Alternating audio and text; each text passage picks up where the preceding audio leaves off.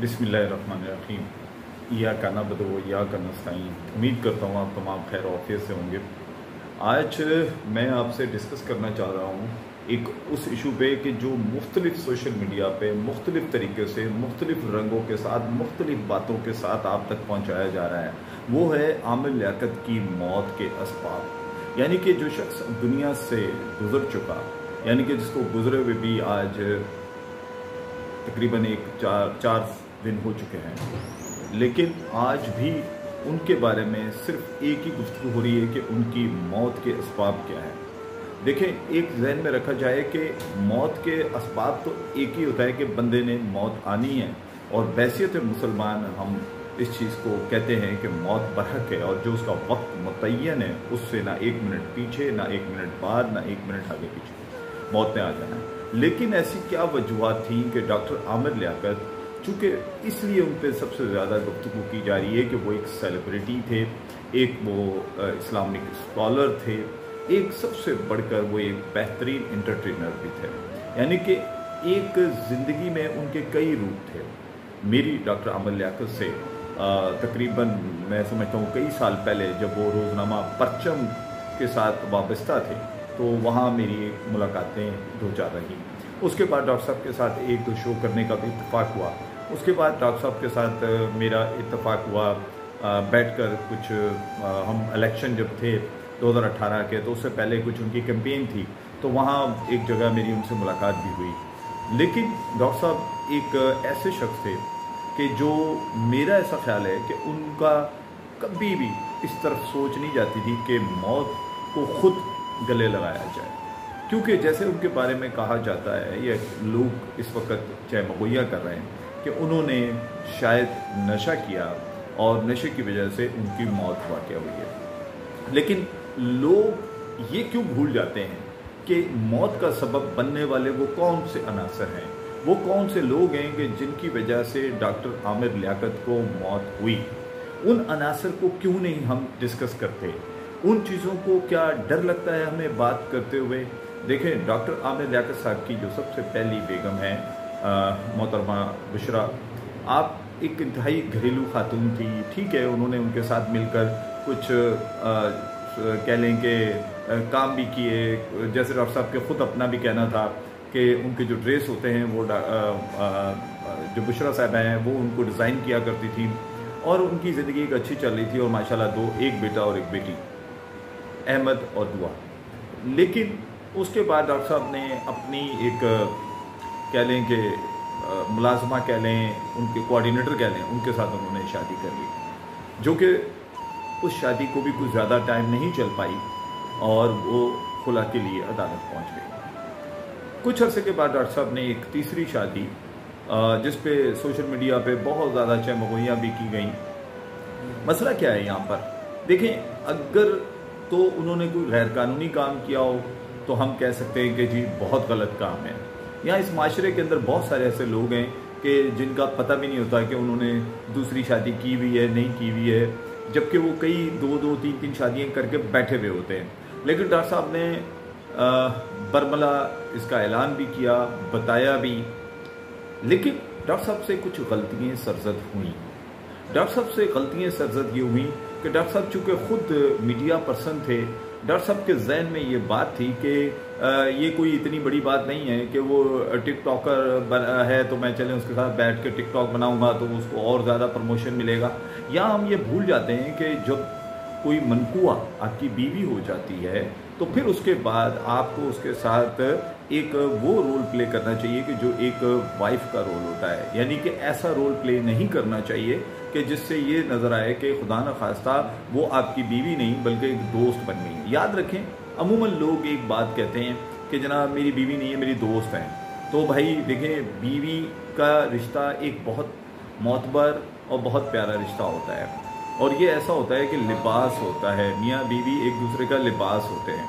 तो अब उसमें अगर हम ये कहें कि जनाब वो दोस्त हैं, तो दोस्त में बहुत सारी चीज़ों में एक मैं समझता हूँ कि एक थोड़ा सा गैप होता है, लेकिन मियाँ बीवी में गैप नहीं होता।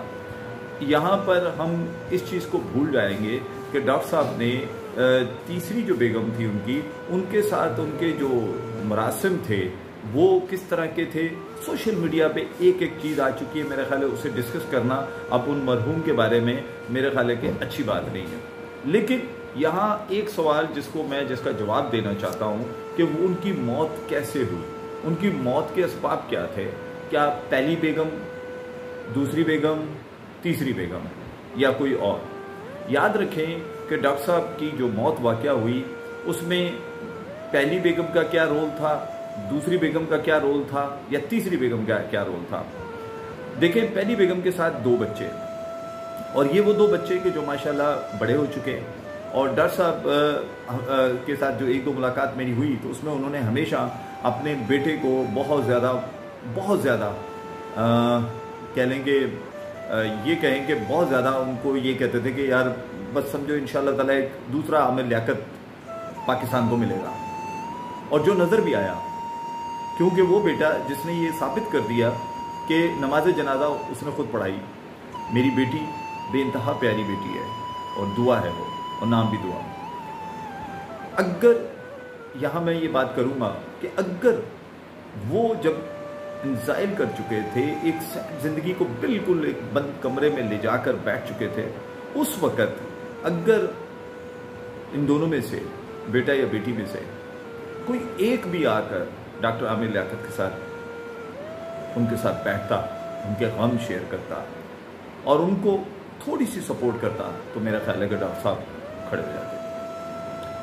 क्योंकि जब अपने साथ खड़े होते हैं ना तो कमज़ोर से कमज़ोर, कहते हैं ना कोई दीवार अगर गिर रही हो तो अगर उसके साथ कोई ऐसी सपोर्ट लगा दी जाए तो दीवार नहीं गिरती है। लेकिन दूसरी तरफ ये भी कहते हैं कि गिरती हुई दीवारों को धक्का दो। तो यहाँ उनके साथ यही हुआ।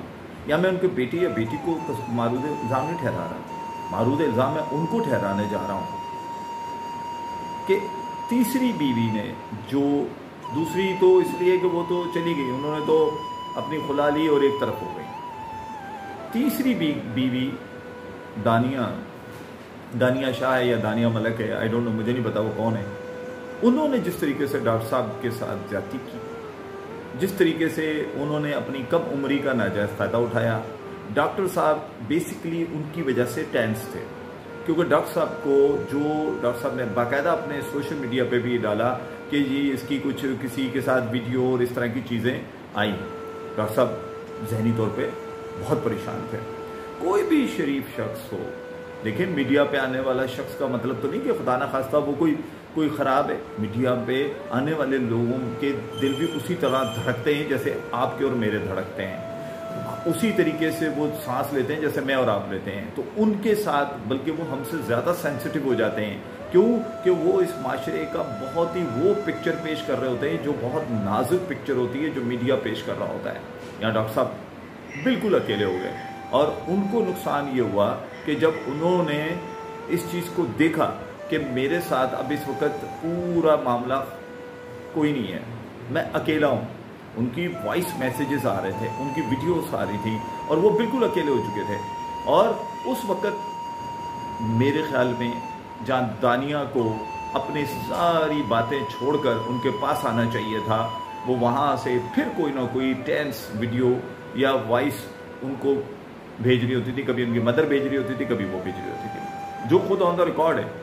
ठीक है जी। इसके अलावा एक और चीज़ जो है कि डॉक्टर साहब ने अपने प्रोग्रामों में, अगर उनका आलिमात ऑनलाइन उठा लें या इसके अलावा जितने भी उनके प्रोग्राम उठाएं, माह रमज़ान के उठाएं, तो उन्होंने हमेशा उलमाए कराम को, मुफ्तियान कराम को और दीनी स्कॉलर्स को, नात ख्वानों को अपने इर्द गिर्द रखा। जब वो इंजाइल में थे, जब वो कमरे में बंद थे, जब वो अकेले थे, उस वक्त ये तमाम कहाँ थे? जो उनके नमाज जनाजा में नज़र आए, जो उनके सोइम में नज़र आए, जो उनके मरते ही माइक के सामने खड़े हुए नज़र आए, ये उस वक्त ये हजरात कहाँ थे? ये क्यों नहीं आए उनके पास, उनको काउंसलिंग करते, उनको बताते कि जनाब आप कमज़ोर ना हो, कोई ऐसी बात नहीं है, आप फिर से खड़े हो जाएंगे, आप फिर से अपने मामलात को ठीक कर लेंगे, आप बेहतर हो जाएं। अफसोस के साथ मैं ये कहूँगा कि हमने वो कहानी की कि जैसे वो एक एग्जाम्पल दी जाती है कि एक साहब थे, वो कहीं नहर के किनारे खड़े हुए थे, तो एक खातून आई और उसने कहा कि मैं नहर में कूद जाऊं क्योंकि आज मंगल का दिन है। तो वो जब कूद गई तो वो साहब खड़े हुए कहने लगे कि यार इस खातून को मैं यही बता देता, आज मंगल नहीं है, आज पीर का दिन है। तो आप अंदाज़ा करें वो गलती बताने वाले मेरे उलमाए कराम कहाँ थे, वो मुफ्तियान कहाँ थे, वो मजहबी स्कॉलर कहाँ थे, जिनको कल तक टीवी चैनल्स पे लेकर आमिर लियाकत साहब बैठे हुए होते थे, जिनकी बात में हाँ कर रहे होते थे, जिनको मीडिया पे दिखाया जाता था, उनको आकर आमिर लियाकत की काउंसलिंग करनी चाहिए थी। उनको आकर आमिर लियाकत की जो भी उनकी उस वक़्त दिमागी पोजीशन ख़राब हो चुकी थी, जब कोई कहता है वो नशे कर रहे थे, कुछ कर रहे थे, भाई अगर नशा भी कर रहे थे तो आकर अगर उनको समझाने वाले आते तो शायद वो नशा छोड़ देते, शायद वो आज वो ज़िंदगी में आज वो ज़िंदा होते, हमारे दरमियान होते, अगर उनकी कोई काउंसलिंग करता।